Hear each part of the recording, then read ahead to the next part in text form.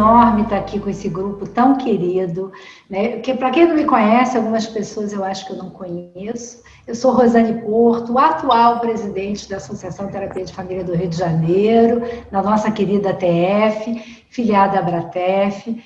E vamos falar de práticas colaborativas, uma integração entre advogados e psicólogos. E vamos contar com a nossa querida associada e terapeuta de família, Cristina Vilaça, para coordenar hoje aqui a nossa live. Grande abraço a todos. Então, é um prazer enorme, estou super feliz, contente, apesar de estar com saudade de dar abraços em todo mundo e beijos, que seria o que a gente faria se tivesse ao vivo, né? Aquela confraternização, delícia que a gente sempre faz, da alegria de nos encontrarmos, né? Eu sou, né, da ATF, da Comissão de Relações Internacionais, internacionais é ótimo, né? Institucionais, que é coordenada pela Ana Cristina. Bem que a gente queria, né, Cris, ser internacional mesmo, vamos embora.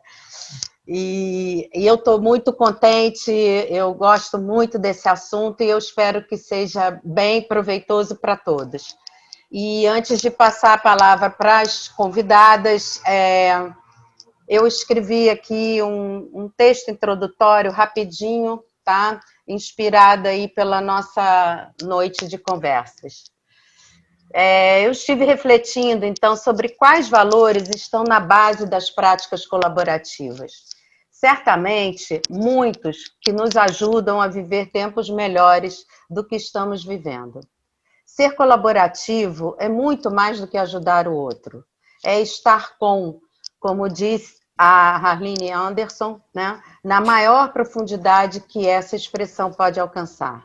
Significa respeito pelo outro, por sua sabedoria, por suas diferenças, e como isso está difícil hoje, né? Uma entrega na relação com o outro, uma crença de que a soma das nossas sabedorias e afetos constroem o melhor mundo que podemos ter. É uma busca incessante pelo entendimento do humano para uma melhor e mais equilibrada forma de convivermos. Valores que certamente não podem suportar desigualdades e injustiças crescentes de toda a ordem, o existir superior de uns sobre outros, racismo, discriminações de gênero, classe social, orientação sexual e tantas mazelas destrutivas da nossa vida em comum. Além também de não dar suporte para a destruição do planeta, da nossa casa, né, em nome do ganho de tão poucos. As práticas colaborativas querem o ganha-ganha, encarnam a ecologia dos saberes na expressão do Boaventura Santos e têm muito a contribuir em diversas áreas do conhecimento. Hoje, nós vamos iluminar como essas práticas dão um outro colorido à área do direito, especialmente do direito de família. E como a terapia de família se integra nesse movimento. Não basta falar, temos que praticar. Então, o nome é muito adequado, né? Eu tenho muita alegria de estar aqui apresentando, então, as nossas convidadas. A Lívia Caetano é advogada, pós-graduada em Direito de Família, presidente da Comissão de Práticas Colaborativas da OAB-RJ, vice-presidente da Comissão de Gestão Positiva de Conflitos da Associação Brasileira de Advogados do Rio de Janeiro, coordenadora do Grupo de Estudos da Comissão de Práticas Colaborativas, coautora do Rio de Janeiro, né? Coautora e coordenadora do livro de Práticas Colaborativas da Comissão da OAB-RJ, corredatora da cartilha da Comissão de Práticas Colaborativas, associada ao IBDFAM, que é um Instituto Brasileiro de Direito de Família, associada ao IBPC, Instituto Brasileiro de Práticas Colaborativas, associada à Associação Brasileira de Advogados, ABA, capacitada em práticas colaborativas pelo IACP, né, International Academy of Collaborative Professionals, mediadora judicial formada pelo TJRJ, consteladora familiar, conferencista e palestrante das práticas colaborativas. Muito bem-vinda, minha querida Lívia, querida já assim como se a gente já se conhecesse há muito tempo. E a Mônica Lobo, amiga, colega, parceira, né? Pedagoga, psicopedagoga, psicóloga, terapeuta de família e casal pela Núcleo Pesquisas, mediadora de conflitos pelo Mediare, docente em práticas colaborativas, coautora dos livros Além do Paraíso, Histórias Dramáticas e Psicopedagogia, um enfoque sistêmico. E, por último, mas não menos importante, avó de 8 netos. Meus parabéns. Bem-vinda, querida. Obrigada. Então, para iniciar a nossa conversa, eu pensei da gente começar com a Lívia. Eu acredito que uma parte aqui dos nossos convidados, dos queridos todos que estão aqui hoje, não conhece as práticas colaborativas ou conhece pouco. Então, que se você pudesse falar um pouco sobre as práticas colaborativas, como elas se efetivam, né, no direito, e misturada aí com a sua experiência, né, de vida e profissional com essas práticas, tá? Aproveito para dizer que é quarta-feira, né, tem o primeiro Congresso Regional de Práticas Colaborativas da OAB, né, que já está engrenado aí para quarta-feira, está arrasando. Boa noite, Lívia, a palavra é sua. Obrigada, Cristina, obrigada a todas e todos que estão aqui comigo. Um grande prazer, uma honra estar aqui e uma alegria poder falar de um dos meus grandes presentes da minha vida profissional, se não o maior presente atual que eu tenho.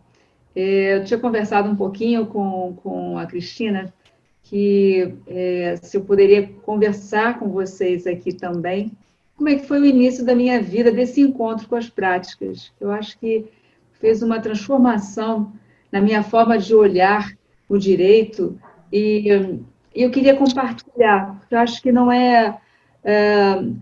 até porque nem todo mundo já ouviu falar em práticas, né? E também, talvez, como é que é a vida de um advogado antes das práticas e depois das práticas colaborativas.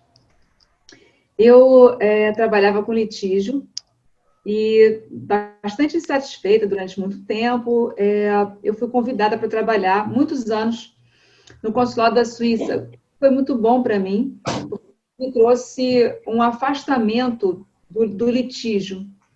E eu trabalhava mais numa área trabalhava com consultoria, com a área de família, mais no direito comparado, o direito suíço, o direito brasileiro. E alguma coisa foi me chamando ao longo do tempo de eu poder voltar a atuar com direito, mas eu pensava, eu não quero atuar mais com litígio, não tinha sentido para mim, sobretudo quando eu via as famílias com crianças, né, o sofrimento de uma criança, de um adolescente. Falei, como é que eu vou poder trabalhar desta maneira? E nessa busca, foi em janeiro de 14, eu lendo uma revista que nós tínhamos à época, a Tribuna do Advogado, eu li a matéria da querida advogada Olivia Fürst, que a Mônica, que talvez muitos de vocês, talvez não, com certeza muitos de vocês conhecem, falando de práticas colaborativas. Falei, ué, isso, o que será? E quando eu li a matéria, eu vi que se tratava de uma forma da gente trabalhar em equipe, uma equipe formada com profissionais de outros saberes. Então, não era só uma equipe de advogados. Eu falei, ué, como é que isso pode acontecer? E aí eu percebi que eu poderia trabalhar, então, com advogados, com terapeutas, psicólogos, terapeutas infanto-juvenis, profissionais que iam ter o cuidado com os clientes dos advogados, um olhar para a saúde mental, para as emoções dos clientes, num processo, né, que eles atravessavam nas questões de família que são tão doídas para nós, né, nos nossos escritórios. Vi que poderia ter a possibilidade de profissional da área financeira trabalhar também, se ali tivesse caracterizado, no caso concreto, uma situação financeira mais delicada. E aquilo foi me entusiasmando, eu falei, nossa, que inovador, que diferente. E eu fui lendo a matéria, falei, como é que eu chego lá, né? Como é que eu consigo ser alguém de práticas colaborativas? Aí eu fui buscar mais informações e vi que naquele mesmo ano, no mês de abril, iria acontecer no Brasil a primeira capacitação em práticas colaborativas. Eu falei, gente, eu estou no caminho, eu preciso, né, chegar lá. E pasmem, né? Parece história de pescador, né? Mas eu peguei a última vaga disponível para capacitação, porque uma pessoa tinha desistido. Falei, de fato, eu tinha que me capacitar e conhecer, né, aquele universo. Fiz a capacitação, fiquei bastante encantada, conheci uma infinidade de pessoas, foi quando eu conheci Mônica também, naquela capacitação de 14. E aí eu comecei a frequentar o grupo de estudos e de trabalho, e aí sim, ouvir como é que no caso concreto, no Brasil, a gente poderia trabalhar. Então, eu percebi esse prazer do trabalho com as práticas colaborativas pelo potencial que poderia vir com uma equipe e de pessoas que você vai ouvindo falar, como é que um trabalha, como é que um resolve, a forma de um fazer um comentário, e aquilo foi me aproximando, né, de cada vez mais dos profissionais. Então, assim, para poder, essa foi a minha trajetória inicial com as práticas colaborativas, e para poder trazer para vocês um resumão, né? As práticas colaborativas, então, ela acontece com pelo menos 2 advogados que vão trabalhar em parceria, advogados que vão assinar um documento chamado termo de não litigância. Os advogados se comprometem a não litigar em nenhum momento do processo, e nem se esse processo, ou ao final, quando acabar, não sei, no futuro, imaginemos que talvez aconteça um problema, as pessoas vão litigar por algum motivo, nós, advogados que trabalhamos naquele caso concreto, não poderemos atuar com aqueles clientes, porque a gente não vai litigar nunca com eles, porque nós vamos ter acesso já durante o processo de práticas a muitas informações que vão ser passadas ali com extrema confiança, e nem se, durante o processo de práticas colaborativas, houver uma desistência de um dos clientes e houver um início de um litígio, a gente não segue com aqueles clientes. Os advogados saem e sai a equipe inteira também, se desconecta do caso. Nós temos a possibilidade, então, de trabalhar com pelo menos 2 advogados, trabalhar com pelo menos, assim, em regra, a gente pode ter dois caminhos para trabalhar com os terapeutas.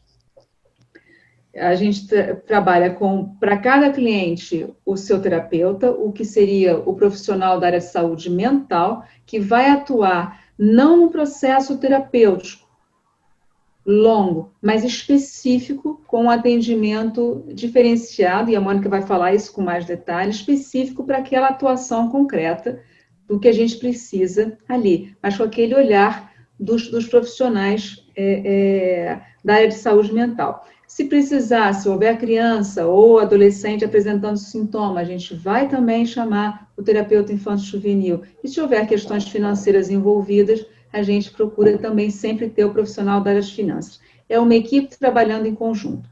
Agora, na minha experiência, desde que eu comecei a atuar com casos concretos, o grande presente que faz uma diferença gigante na forma de olhar, de lidar com a tristeza dos processos que a gente vive, a dor, né? Na maior parte dos meus casos, eu estou falando de uma dissolução de união estável ou de um divórcio, a gente tem muito sofrimento, muita tristeza, os lutos todos, e a gente poder ter na equipe, trabalhando comigo sempre, profissionais da área de saúde mental, olhando pelas emoções desses clientes, é sempre muito bem-vindo. E mais, eu digo que hoje em dia eu não trabalho, independente se o caso é de práticas colaborativas ou não, eu não trabalho sem a orientação dos profissionais da área de saúde mental. Sempre não deixem de estar acompanhados com profissionais das terapias, da psicologia, vocês precisam, a gente precisa ter esse cuidado com as emoções. Então, foi essa caminhada que me deu esse novo olhar, essa nova possibilidade profissional e de não querer fazer outra coisa da vida, né? Trabalhar oferecer ao cliente este caminho, que a gente pode ter várias pessoas com saberes diferentes dos meus, cuidando, né, dessa trajetória, dessa fase deles estarem indo para um novo momento da vida, uma nova forma de viver. E para mim, tem não sei se eu já declarei isso para a Mônica alguma vez, mas em algum grupo, que eu sempre digo, acho que como advogada, o meu maior presente com as práticas colaborativas é o trabalho em equipe. A quantidade de vezes que eu consegui ter as minhas próprias emoções, como advogada que tem uma história do litígio. Eu sou advogada de família há 30 anos, né? Eu me formei na Federal em 90, em julho de 90.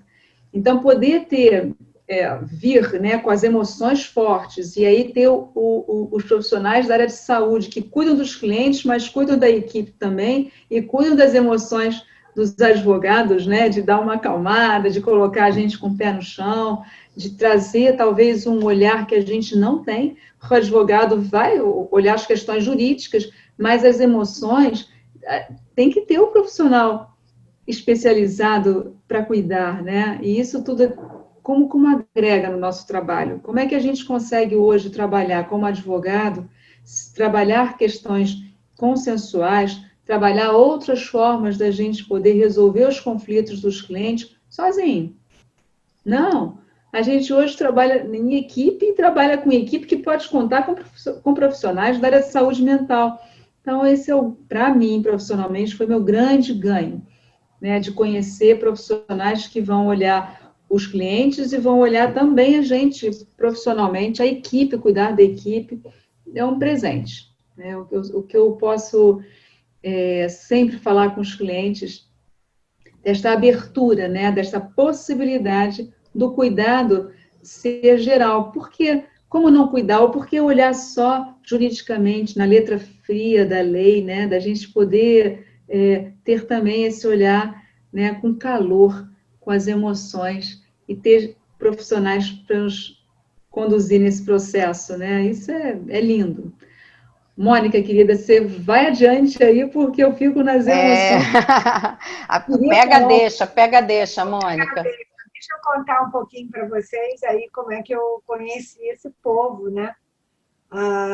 Eu, como terapeuta de família, todas nós fazemos muitas situações de divórcio, muitas vezes a gente tinha que lidar com advogados, e o que eu sentia na minha prática é quando eu estava conseguindo levar o ex-casal a uma situação onde as duas partes sairiam atendidas, o advogado de uma parte ou de outra, num certo sentido, desfazia o meu trabalho. Porque dentro do advogado tradicional, a visão num litígio era: eu tenho que defender o meu cliente. Então, o meu cliente não pode decidir pagar uma pensão maior porque a mulher não trabalhou enquanto estava casado e porque o advogado dela teve mais argumentos para convencer o meu cliente de assinar esse acordo. Então, era muito exaustivo, muito frustrante. E quando eu fiz a formação em terapia de família, antes de eu fazer na Núcleo, eu fiz no ITF, eu conheci a Tânia Almeida. Nós éramos colegas de turma no ITF. E a Tânia se encantou pela mediação. Chegou a me chamar para trabalhar com ela na mediação, mas eu confesso que naquela época eu não tinha muito interesse e estava caindo de cabeça na terapia de família. E 20 anos se passaram entre esse momento e hoje.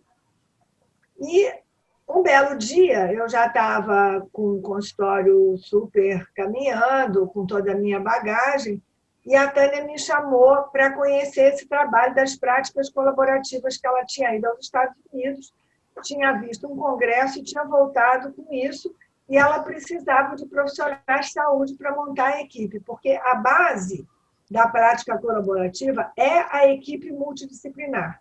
Eles partem do princípio, né? Foi fundado pelo Stueb, que é uma gracinha, eu acho que não sei se vai dar para ver. Ó. Dá. Esse aqui é o velhinho que até hoje ele atua. Ele chegou à conclusão de que ele não queria mais fazer litígio. Ele já não aguentava mais, no final sempre acabava de uma forma triste, e ele queria encontrar uma outra maneira de ajudar os casais a mudar de etapa de vida. No mundo de hoje, a separação não é mais uma catástrofe. mas o processo de se divorciar virava uma catástrofe. Então, ele buscou uma forma não adversarial de resolução de conflito, com base na mediação, mas não é uma mediação, é uma prática de advogados, terapeutas e profissionais de saúde, de finanças, que vão conduzir o casal naquele processo que não é mais visto como um processo do protagonismo dos advogados. A grande mudança é que hoje os advogados entendem que isso é um processo das partes. Eu costumo dizer, até para os meus clientes, que separar-se é um verbo reflexivo. Na religião católica, é o único sacramento que o padre não faz. Quem faz são os noivos. Então, nenhum terapeuta casa nem separa ninguém. E, graças a Deus, hoje também, os advogados colaborativos não casam nem separam ninguém. Não é, deixa comigo que eu vou defender você e não precisa nem aparecer, eu vou resolver tudo. Não, eu vou te dar o braço, vou estar do seu lado e vou caminhar junto com uma equipe para você resolver esse processo. Então, aí eu comecei a trabalhar, depois que a gente fez essa capacitação que a Lívia contou, que nós nos encontramos lá, existem grupos de estudo e grupos de trabalho, onde os profissionais de saúde e os advogados e os da área de finanças se encontram para estudar mais e para contar como é que estão trabalhando, porque é uma prática nova. Tem muito pouca gente ainda fazendo. Atualmente, as capacitações de práticas colaborativas têm uma quantidade enorme de procura. Nós abrimos agora online, são 250 se candidatando e as turmas só podem ter 25. Então, nós vamos fazer várias capacitações para poder dar conta desses 250 que estão interessados. Mas as famílias ainda não têm essa cultura enraizada. Tem mais advogado querendo ser profissional de prática colaborativa do que clientes se colocando nessa situação. Por quê?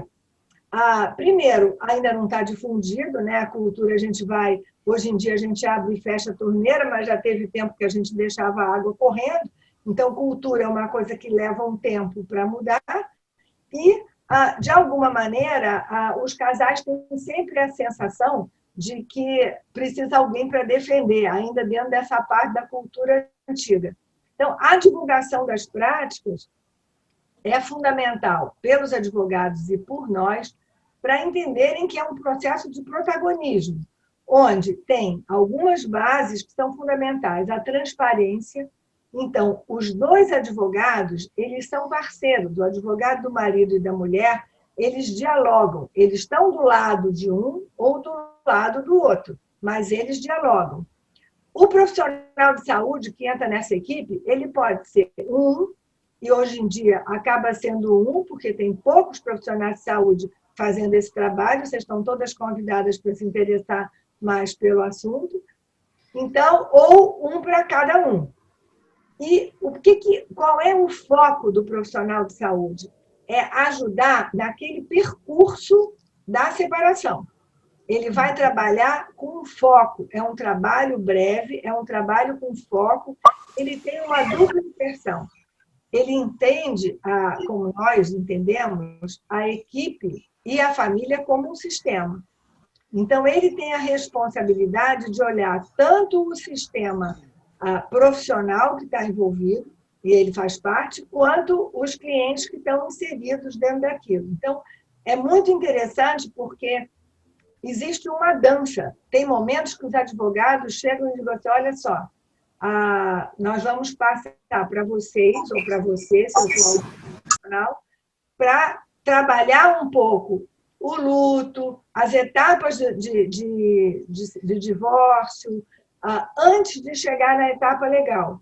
Quem está lembrando da Florence Caslow, a etapa legal, onde os advogados formalizam, é o terceiro momento de um divórcio. Então, muitas vezes, os casais chegavam no escritório do advogado no primeiro momento. Às vezes, um só chegava e dizia, eu quero me separar, ainda não conversei com a minha mulher. Que é a etapa quando a gente diz que um dos dois tomou a decisão e vai contar para o outro. Então, hoje, quando a gente trabalha em equipe, essa linguagem passa a fazer parte de todos os que estão inseridos na equipe. Eles sabem detectar em que momento aquele casal chegou para o advogado. E ele vai ver se é momento de entrar, desculpa, com uma negociação de acordo, com ver com quem vai ficar filho ou não, ou se eles ainda precisam viver etapas anteriores, de dependência afetiva, dependência emocional. Então, muitas vezes entra o profissional de saúde, fica um tempo, e aí depois o casal chega no acordo. E dentro dessa proposta do STU, existe um instrumento que é muito interessante, que ele chamou carta de missão, que geralmente é construído pelo profissional de saúde.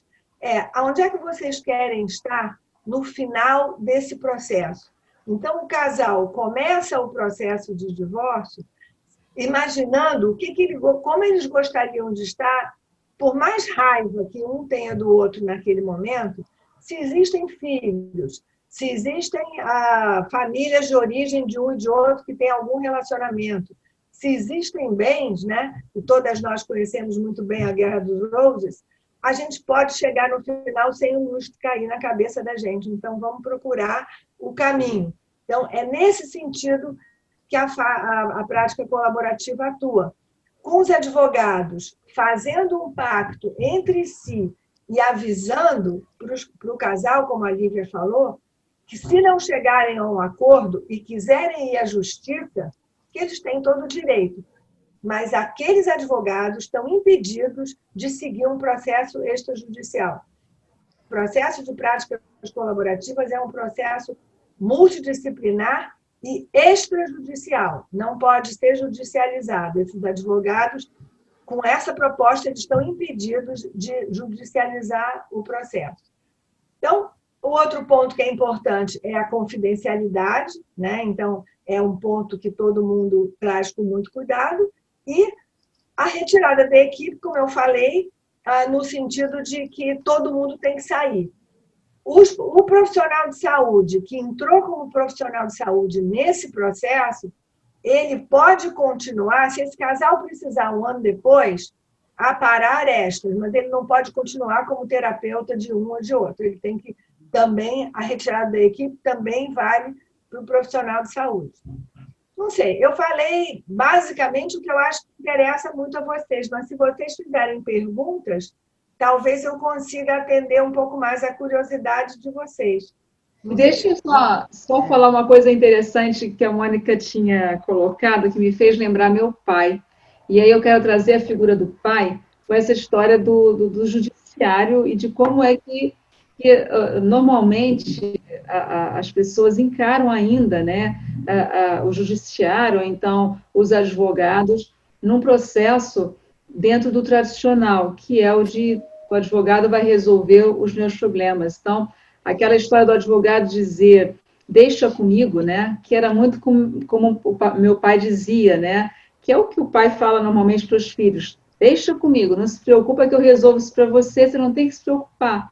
Então, esta imagem do pai, né, essa imagem do resolvedor dos problemas, ficar na figura do judiciário, e no meio do caminho a gente tem o advogado, né, que adora colocar uma capa de herói ou de heroína na história, né, e entra com esse arquétipo, né, e a gente poder se despir. Eu acho que as práticas nos ensinam muito isso.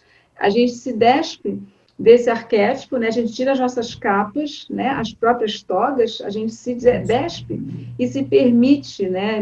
De uma forma, essa mudança do paradigma de permitir que outros profissionais venham colaborar com esse processo para que a gente caminhe junto com os clientes, né?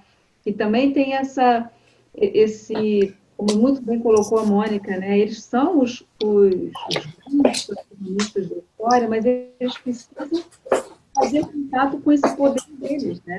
Que não é dos profissionais, mas um poder dos clientes que estão ali para resolver as suas próprias questões. Então, acho que esse para nós, advogados, é um caminho lindo, é um desafio, mas quando a gente encara esse desafio, a gente vê a beleza que é e a força que vem do trabalho com uma equipe multidisciplinar, para que a gente possa oferecer ao cliente todo este cuidado para que ele, não que ele se acomode, mas não, para que ele ganhe toda a força para conseguir ir aonde ele precisa chegar, né? Como diz bem a Mônica, ao final da carta de missão dele, onde é que ele quer chegar ao final, ao desejo dele, ter uma equipe que vai ali com ele, assessorando lado a lado, e não pegando pela mão ou tirando ele da história para que tudo fique pronto em moldes que não sejam um desejo real daquelas pessoas, né? Acho que isso faz a diferença também.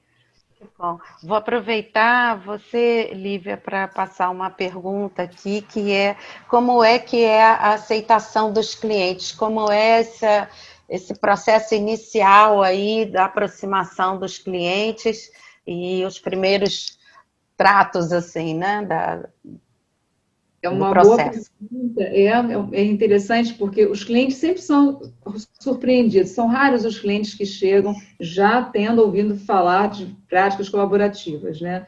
Pelo menos para mim, no meu caso concreto, a maior parte dos clientes que me chegou para práticas colaborativas foi a partir da fala, né? Do colocar o que são as práticas colaborativas e o cliente se encantar, né? Achar interessante, mas sempre fica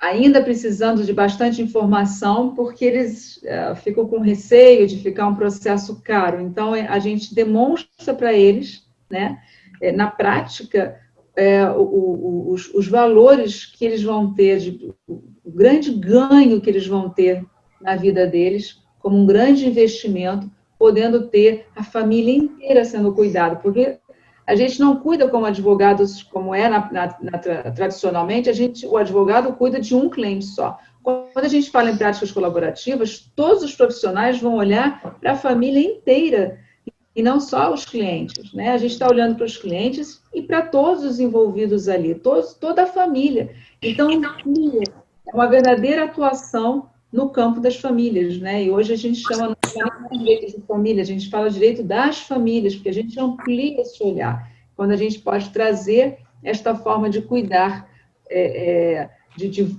vários olhares das diversas situações que existem ali com as famílias que chegam até nós. Então, assim, a partir do momento que, respondendo a pergunta, que o cliente consegue bem informar e perceber esse grande ganho, a aceitação ela é boa. Ainda não está maravilhosa, porque eu acho que pela quantidade de pessoas que se conhecem as práticas são poucas. Então, mas acho que a ideia talvez seja essa, de a gente cada vez mais ir divulgando para que a sociedade tenha conhecimento que existem profissionais do direito que trabalham de uma forma que não seja só litígio, que não seja só briga, e que trabalha com uma equipe de profissionais, né, que não trabalha sozinho. Né? Eu vou ler um comentário aqui antes, já vou te passar a palavra, Mônica, que tem pergunta também. É da pergunta mesmo que eu ia falar. Então tá. Tem uma romântica, alguma romântica aí, que eu não vi quem era que estava fazendo a pergunta, se tem muitos casos de desistência da separação na hora de fazer o processo de práticas colaborativas. Na minha experiência, não. Na minha experiência, não tem, porque não é uma terapia de casal, gente. As pessoas, um dos dois está totalmente imbuído do desejo de se separar. O que tem uma mudança significativa na minha experiência é o final desse processo, esse casal está alinhado.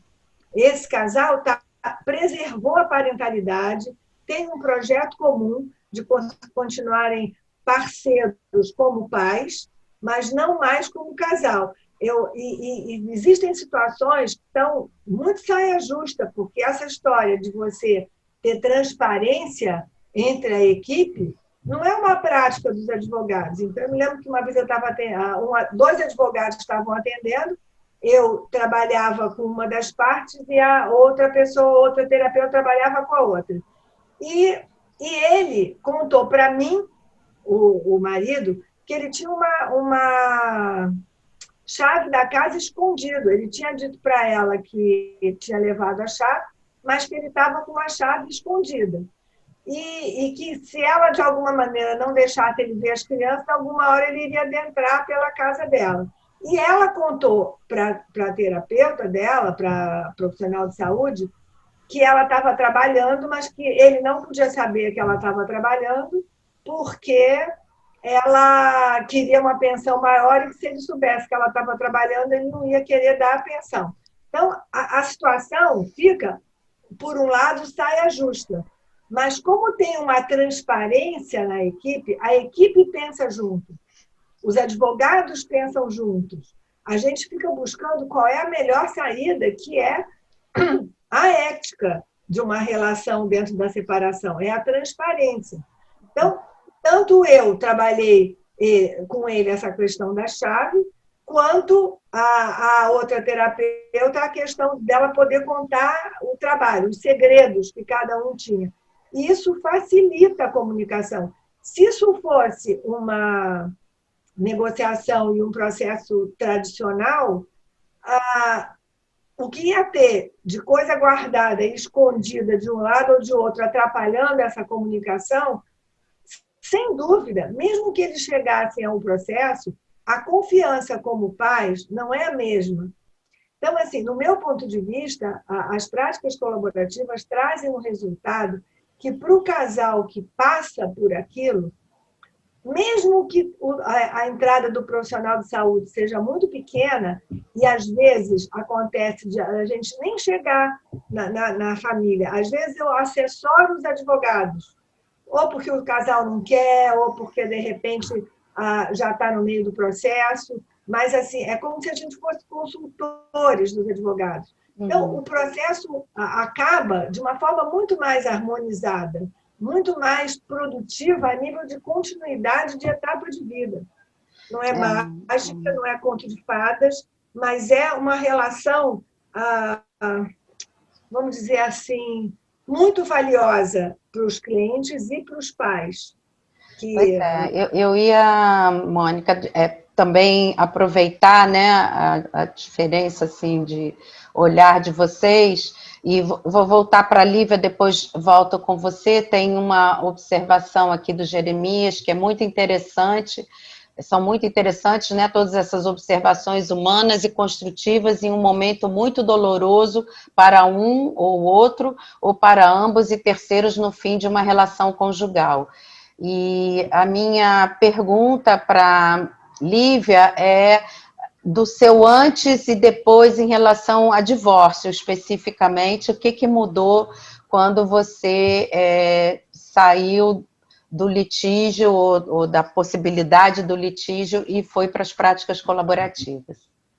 Existe para mim, né, um sentimento como profissional de que eu consegui fazer bem feito o meu trabalho, porque eu fui além do que só os livros ensinam, ou só a lei determina, ou então fazer cumprir e submeter um processo bem feito e bem discutido para que convencer bem um juiz.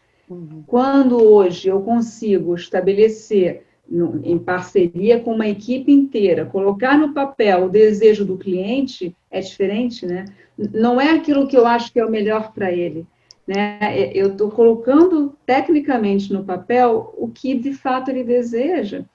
É uma construção que vem, uma equipe trabalhando num processo para os clientes conseguirem encontrar soluções extremamente criativas e eu, na técnica, colocar isso no papel junto com outro advogado. Então, são os profissionais do direito que estão ali para colocar em palavras jurídicas o desejo dos clientes, que vão desenvolvendo o trabalho. Mas não coloco ali mais o que eu acho que é a melhor condução, a seu ponto de vista jurídico, qual é o melhor caminho, a melhor opção para ele, mas sou eu que vou dar as cartas e desenvolver ali, colocar todo o meu ego ali para aparecer e mostrar todo o meu saber. Não é assim. Então, me traz uma satisfação imensa verificar que eu estou sendo só uma parte de uma construção, de uma realidade daquela família, né? Eu posso contribuir na evolução deles, mas a evolução é deles, é uma outra história, né? Bem legal. E, Mônica, da sua parte, como é a sua experiência com questões familiares que envolvem as crianças, não só divórcio, como outros tipos, né, de questões que vão parar na justiça ou iriam parar na justiça? Como é que você vê a atuação do profissional de saúde, do terapeuta, com criança envolvida? Esse é um ponto importante, foi bom essa tua pergunta, porque a gente tinha falado pouco disso, né?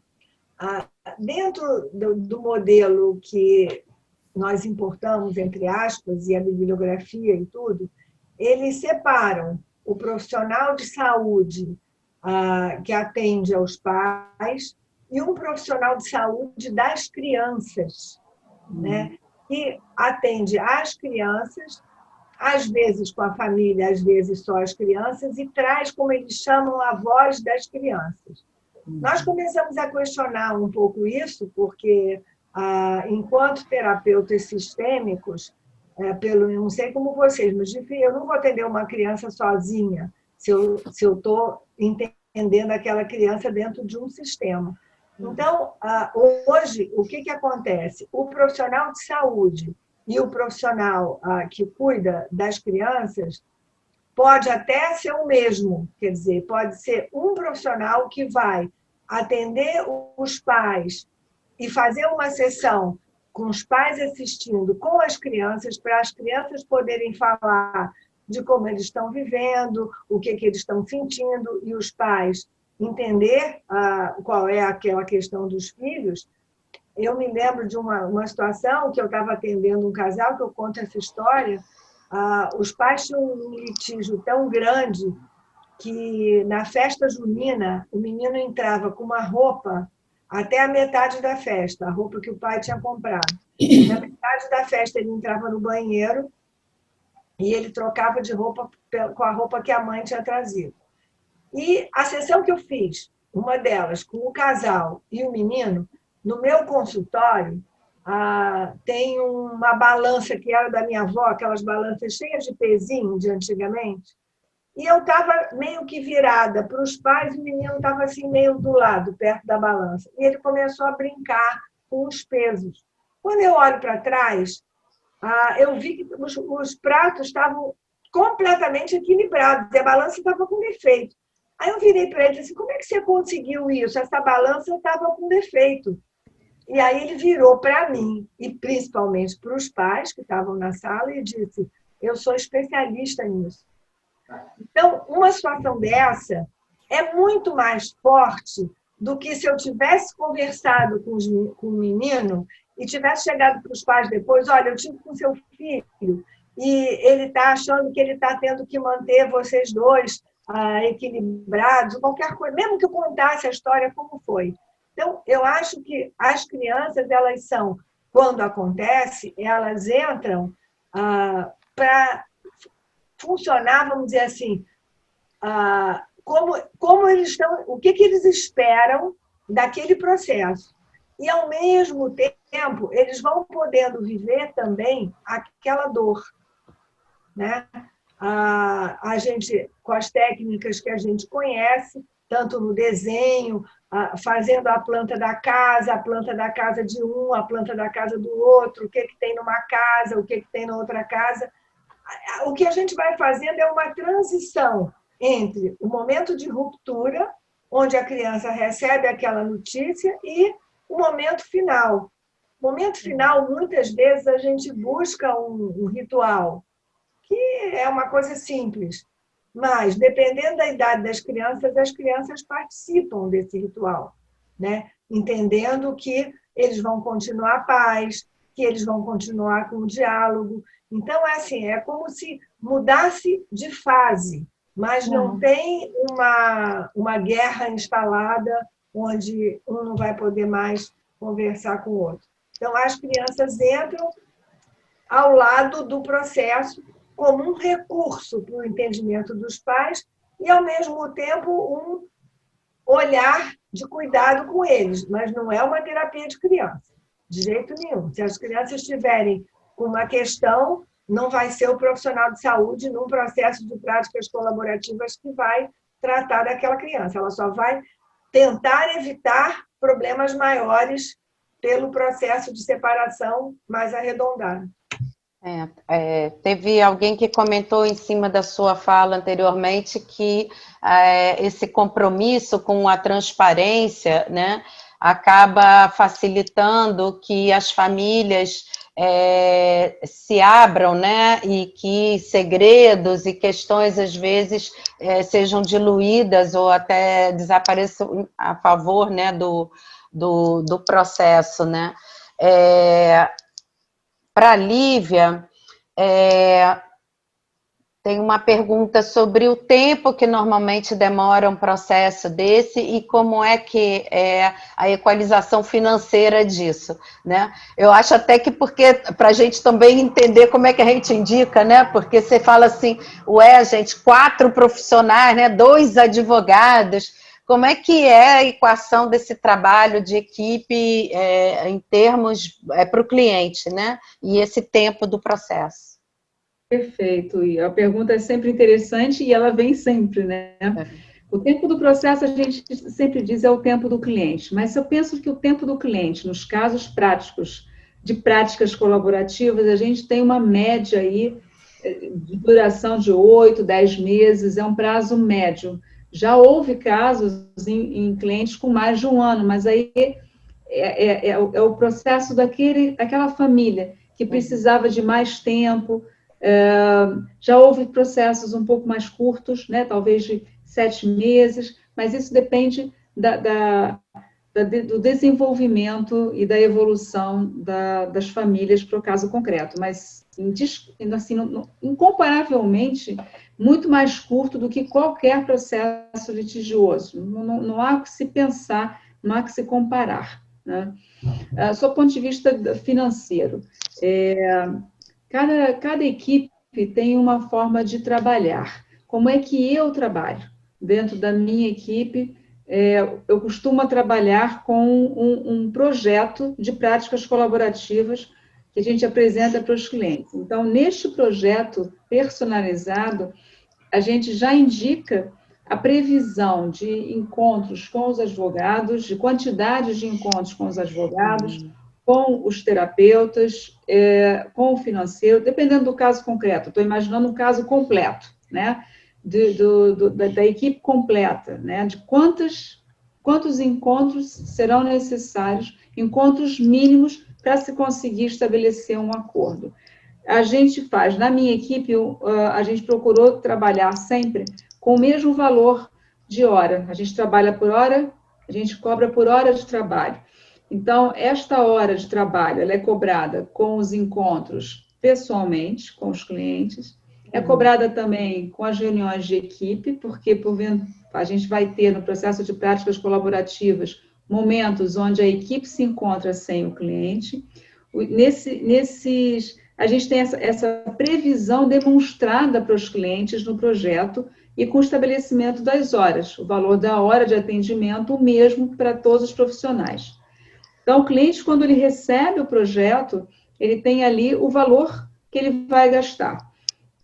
Ele vai estar de acordo? Maravilha. O que a gente tem ali de diferente? Pode ser que o objetivo é que, ao final daqueles encontros, seja possível já se fazer um acordo. No entanto, se houver necessidade de que aqueles clientes ou um deles tenha alguns encontros a mais, seja com o setor da área financeira, seja com o profissional da área de saúde mental, a gente tem a previsibilidade desta possibilidade com o aditamento contratual. Então, cada profissional vai estabelecer o seu contrato. No seu contrato, estabelece a previsão de aditamento contratual, ou seja, se houver necessidade de mais encontros do que aqueles ali contratados, é possível ser feito, com pagamento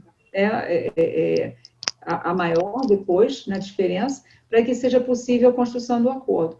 Nunca vi, nos meus casos concretos, nenhum problema com relação a isso. Então, o cliente que está disposto a investir no processo de práticas colaborativas, porque compreende que uma equipe olhando para a família é absolutamente indiscutível o benefício que ele vai ter, e já sabendo o quanto ele vai gastar, que também é um diferencial enorme com relação ao litígio. O litígio, você nunca sabe o que você vai gastar, você pode ter uma previsibilidade numa primeira instância, você vai para uma segunda instância, você já não sabe mais o quanto isso vai custar, porque cada instância processual tem valores, cada medida judicial que vai ter medidas de emergência tem outros valores, e tudo é muito incerto do que vai acontecer. O processo de práticas te dá uma certeza na forma de se trabalhar, né, com o projeto, a quantidade de duração do processo. Dessa forma, no meu entendimento, junto com a equipe,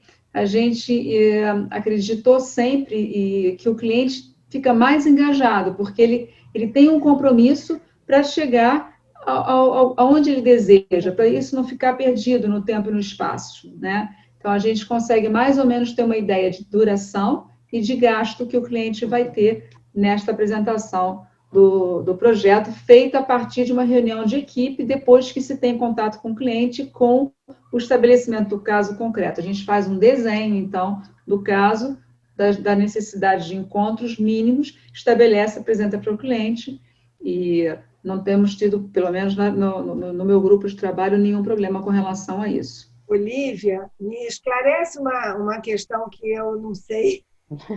Eu sei que existe, mas é uma grande diferença. O advogado colaborativo, ele não ganha, como é que vocês chamam? Não é no sucesso da causa. Às vezes, muitos advogados ganham no percentual, não é? Explica melhor isso, ganham no percentual daquela família, ou daquele marido. O advogado colaborativo não pode ganhar no sucesso do processo, ele não tem... tem um nome isso. Explica você melhor, que você sabe melhor, e faz uma enorme diferença, eu acho. A gente tem no direito, né, a previsibilidade junto à Ordem dos Advogados do Brasil, no critério de honorários, de cobrança de honorários, quando a gente tem uma partilha de bens, sobre os bens que serão partilhados. Os advogados que vão trabalhar essa partilha com os advogados, com os clientes, eles têm direito a um percentual sobre os bens a serem partilhados. Por quê? Porque o advogado vai trabalhar toda a questão imobiliária, ou a questão da partilha, né? Se vai precisar registrar o quê, como é que vai ser feito a possibilidade dos documentos, se for uma doação, se for um processo de partilha. Então, a gente ganha em cima do processo da partilha de bens, o advogado que não trabalha com práticas colaborativas. E com práticas colaborativas, a gente não pode ter interesse nesses bens. Então, a gente tem a ideia inicial é que a gente não entra com nenhum percentual em partilha de bens, porque a gente não pode, numa negociação que os clientes vão estar fazendo ali na partilha deles, ter nenhuma briga nossa interna, um desejo ou ser parcial para que o cliente nosso fique com mais, né, para que eu possa ter um ganho maior financeiro. Para que a gente não tenha, então, isso, a gente se abstém do ganho do percentual para que não tenha, no momento da partilha, este desejo, né, de que brigue, vai fazer o cliente... fazer a cabeça do cliente para que ele consiga abrir mão daquilo para ganhar mais daquele outro. A gente fica imparcial. Então, a melhor maneira da imparcialidade financeira do percentual é não cobrá-lo, né?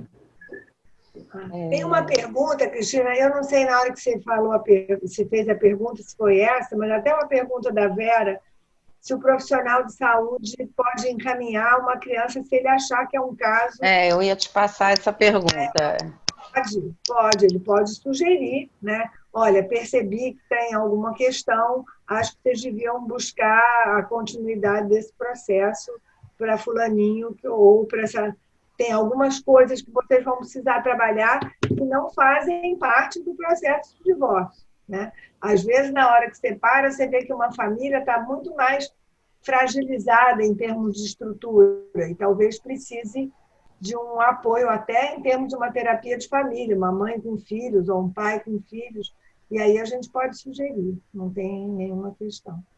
Tem duas questões aqui que eu acho importantes serem respondidas, que uma foi feita pela Solange e a outra pela Norma, né, com relação à Norma, pergunta da consulta inicial. Cada advogado trabalha de um jeito, mas a maior parte dos advogados vai cobrar pela consulta, independente se ela é inicial ou não. É uma consulta feita ao tempo do profissional, né? Ele vai cobrar, independente se os serviços vão ser contratados ou não. O cliente vai estar ali, utilizando o tempo do profissional que vai estar disponível para ele, pagando, enfim, toda a sua estrutura para poder atender o cliente. Então, a consulta ela é paga, independente se o cliente vai fechar ou não com o profissional. Então, essa é uma questão. E a outra, o ex-casal divide os honorários da equipe, depende da situação entre eles. Em regra, se o casal tem uma situação financeira em equilíbrio, e eles assim o acordam, sim.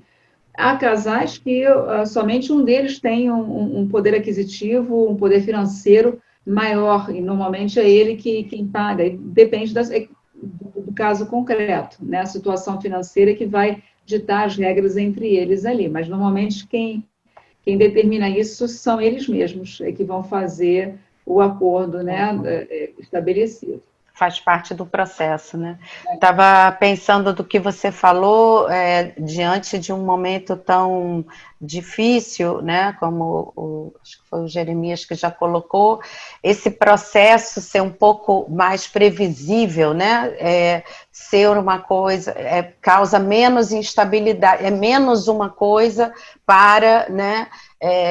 Ferir esse casal ou essa família numa hora tão difícil, né? Enquanto que a gente sabe que o litígio já parte, né, de coisas que já vão prejudicar a partir do próprio sentimento, que dirá com o processo todo no estímulo, né, das pessoas continuarem na briga ali, digamos, né? Eu acho que teve uma outra pergunta. Quarta pergunta, Cristina. Teve Pode uma falar. pergunta aqui que a gente pulou, já ficou um pouquinho para trás, mas é importante. Qual o tempo de duração do trabalho quando há muitos segredos na família? O valor pago é proporcional ao tempo? E acho que ela falou um pouquinho, né?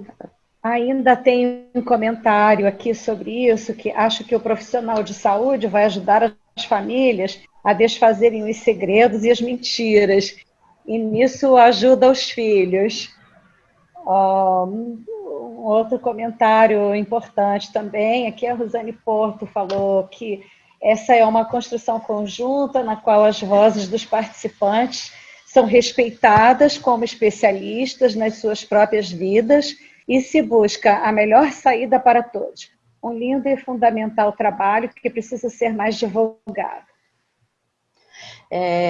Eu acho que a gente vai encaminhando para fechar, né, a nossa live. Era 1 hora, eu falei, ainda bem que é no Zoom, que não é no Instagram, que a gente, né? Então, aqui a gente tem tempo para fazer, para ir encaminhando, né? Eu acho que tem uma colocação da Vera importante, que talvez a Lívia possa dizer e ver se ela gostaria de acrescentar mais coisas, que como é que foi aqui que a Vera colocou? É da pesquisa, não é? Se tem os fundamentos, os estudos, né, as comprovações, como é que está atualmente né, essa questão das práticas colaborativas cientificamente, digamos assim, né, essas pesquisas. É interessante essa questão. Eu vou falar da minha prática, né, e eu acho que seria algo, inclusive, a se fazer, porque eu faço uns registros, mas ficam os meus registros ali no escritório, e eu sempre tenho um acompanhamento, não só dos clientes de práticas, mas sempre acompanho os clientes em qualquer processo, quando termina, né? Eu gosto de, a cada 3 meses, a cada 6 meses, eu sempre entro em contato para saber como é que estão, e até para ver, né, se precisam de algo mais, alguma outra orientação. mas eu tenho um retorno de um cliente de práticas colaborativas muito bonito, assim, que não precisei nem eu fazer o contato com ele, mas ele dizer até hoje o quanto foi o divisor de água na vida daquela família dele, e a família, vamos colocar todos, inclusive os pais dele, eu achei muito interessante isso, a partir do trabalho da equipe multidisciplinar. Ele faz questão de dizer, ele não fala só do meu trabalho, ele fala, Lívia, o trabalho da equipe inteira, eu sou profundamente grata, porque vocês resolveram uma questão nossa que estava atravancada há anos, né? Eles estavam separados há muitos anos, eles não conseguiam resolver as questões que fizeram eles procurarem as práticas colaborativas.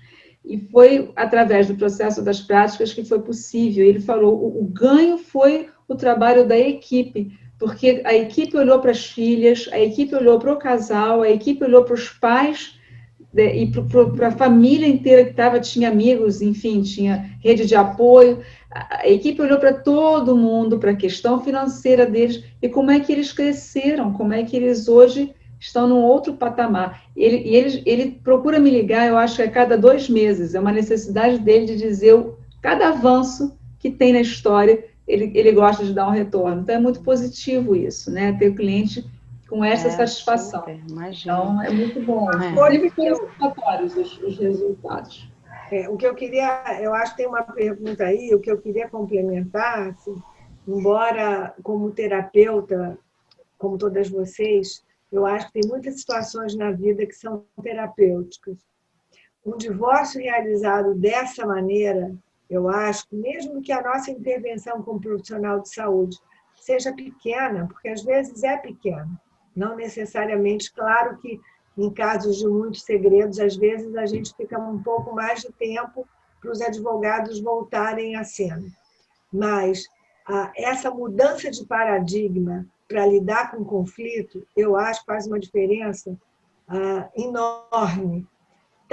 O número de advogados que estão aderindo às práticas colaborativas é imenso, no mundo inteiro. O ano passado, eu não sei números, que eu sou péssima para gravar, mas assim, o ano passado, todo ano tem um fórum, ou nos Estados Unidos, ou no Canadá, tem uma quantidade enorme de advogados, todos muito disponíveis. Às vezes, os advogados começam aceitando casos de prática, mas ainda fazendo litígio. Mas eu vejo que a maioria passa para a prática com muita rapidez e diz, não quero fazer litígio, acabei de decidir que eu não quero fazer litígio. E eu acho que isso, para nós, terapeutas de família, na preservação da saúde emocional dos filhos e do próprio casal, é um ganho enorme. Então, acho que não foi à toa que eu me apaixonei pelas práticas e refiz a minha relação com os advogados que trabalhavam o meu trabalho com o maior prazer, porque é uma coisa que eu acho que é um trabalho importante e que precisa ser divulgado, porque sim, eu acho que faz muita diferença para as partes que estão envolvidas nisso. Eu estava conversando com vocês antes, eu acho que eu falei mais com a Lívia, como é importante para a gente, atendendo o casal, que eu tenho sempre por hábito, né? Às vezes o casal chega ainda com uma possibilidade de separação, né? Eu sempre pergunto, já conversaram com algum advogado?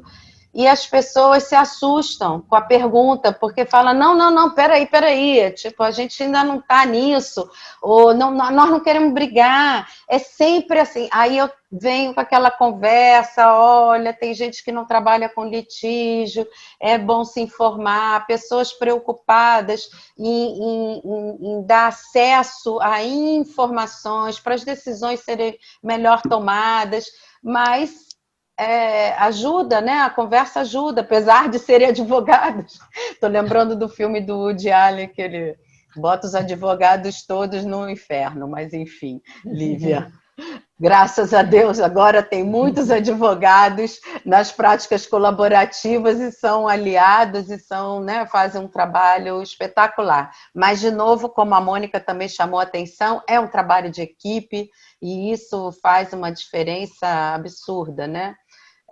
Eu queria dar a palavra aqui para vocês, se vocês querem acrescentar alguma coisa, Lívia e depois Mônica, ou, enfim, para a gente ir terminando. Gente, a conversa é muito boa, nossa, né? Muito boa.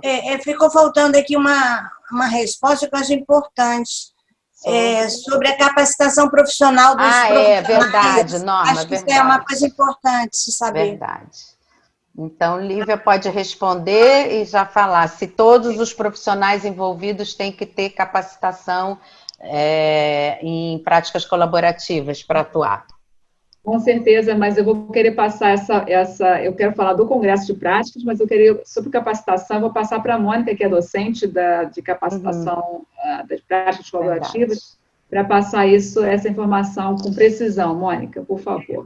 Não, a capacitação ela é pré-requisito tanto para o profissional de saúde quanto o advogado e o financeiro.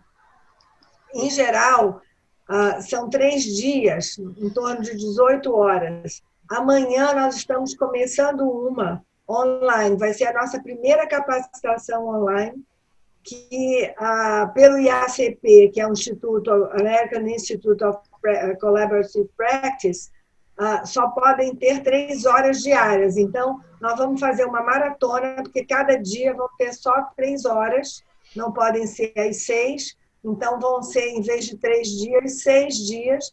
Nós já temos 2 turmas começando, uma começa amanhã, a outra começa quinta.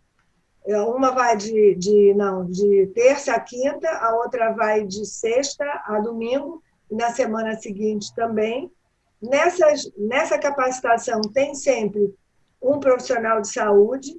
Nesse momento, como docente da saúde, só tenho eu e a Andréia Wakigawa, que muitos de vocês conhecem, mas está aberto para quem tiver interesse de entrar nessa área para dividir com a gente essa docência. E para ser profissional da prática colaborativa, tem que passar por essa capacitação. Não sei se eu te respondi, Norma. Você quer mais detalhes? Não, para mim respondeu. É porque a pergunta nem foi minha. Eu fui lá e vi que estava faltando foi essa... Mesmo. Foi mesmo. Mas, Norma, assim, obrigada. é importante, porque a gente precisa saber, né, também sobre isso. Enquanto profissional, né? Quem sabe alguém pode se interessar.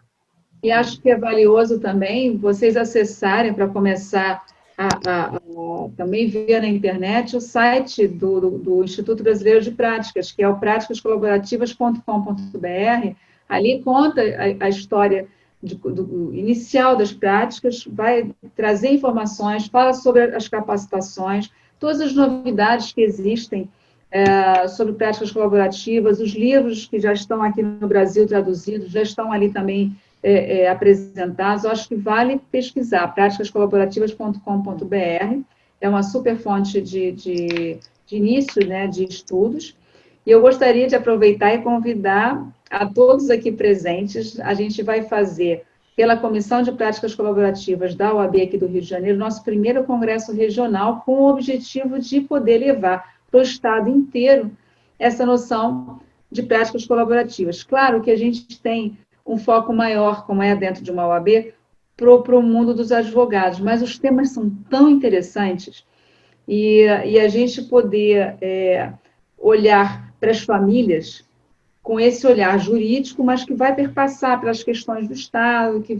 a gente vai falar sobre o cuidado e o acolhimento, que, na realidade, pensar em cuidado e acolhimento do advogado, a gente não tem como não falar dos profissionais de saúde mental, e a gente vai ter aí a participação de profissionais como a Mônica, que vai estar lá conversando com a gente também neste dia do Congresso. Então, na quarta-feira, dia 23, começa às 9h30 da manhã, vai até às 18 horas, com diversos painéis. A gente tem, salvo engano, também já está divulgado no site de praticascolaborativas.com.br. Se precisarem, desejarem, é só me contactar também, pelo meu telefone ou pelo meu Instagram, Lívia Caetano Advogada. Lá também tem a divulgação, de vocês precisarem, é só me mandar um inbox que eu encaminho para vocês.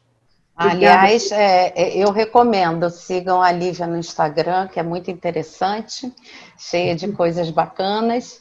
E tem Instagram também, né? Tem mídias sociais, as práticas colaborativas, então podem seguir também nas outras mídias, né?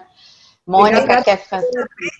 Só para não esquecer que as práticas colaborativas se aplicam não só a divórcio, mas a inventário, a nível civil empresarial. Os advogados das empresas também estão entrando dentro desse mesmo modelo. Então, está abrindo um pouco uma mudança de paradigma para os advogados, entrando não só na área de família, mas também na área das empresas. Então, empresária sucessória está entrando também, começando um estudo imenso na área trabalhista, está se vislumbrando na área do direito ambiental e já se pensa também de forma preventiva na área do direito criminal, quando se pensa em violência doméstica, mas aí de forma preventiva, ainda bem no comecinho os estudos, né? Bom, gente, olha, foi um prazer, uma delícia essa conversa, o assunto rende, a gente pode pensar, né, até depois do Congresso, quantos assuntos vão sair aí no Congresso de Práticas Colaborativas, podemos fazer uma outra rodada, né, eu super recomendo, eu acho realmente que é um campo maravilhoso, né, de trabalho, a gente sair da lógica da briga, né, do litígio, da disputa, da competitividade e gerar, né, muitos processos muito melhores, né, para as pessoas, com menos sofrimento, com menos impacto negativo na vida delas, em momentos tão difíceis e delicados que, mesmo que sejam outros processos que não sejam de família, ninguém vai para a justiça rindo e brincando, né? Nunca é uma coisa muito tranquila. Agradeço a participação de todo mundo. Uma coisinha, Cris? Claro, fale. Acho que foi o ano passado, 2018, teve um congresso de práticas colaborativas e no final, depois, eles fizeram uma entrevista com alguns advogados. Me chamou muita atenção um advogado que ele falou assim, a gente tem que mudar o nosso paradigma, a gente entrava para brigar e para ganhar, agora não tem mais isso. Então, os advogados terem que ter essa consciência, porque entravam num processo para ganhar, e nas práticas colaborativas ninguém sai ganhando, os dois, né? Achei muito interessante. A mudança de paradigma é muito maior para os advogados do que para os outros profissionais. Sim, exatamente. Mudar a mente. Nós vamos até continuar a mesma vibe. Eu queria agradecer muito a você, a Cristina, a todo mundo, a Rosane, o convite de vocês, a minha alegria de ver todas as carinhas de parceiras de tantos anos, né? E a minha alegria também de estar com a Lívia aqui, que é parceira nova. Então, a vida, eu queria dividir isso com vocês, é muito gostoso a gente poder manter a turma antiga, receber amigos novos e fazer novas parcerias, eu acho que é aí que a gente caminha. E um beijo grande para todas vocês e obrigada. Beijo grande, obrigada a vocês, foi ótimo estar aqui, foi uma excelente live. Muito bom. Muito obrigada, Lívia, Mônica, muito obrigada, Cristina, foi maravilhoso. Maravilhoso. Beijo, gente, boa noite. Obrigada.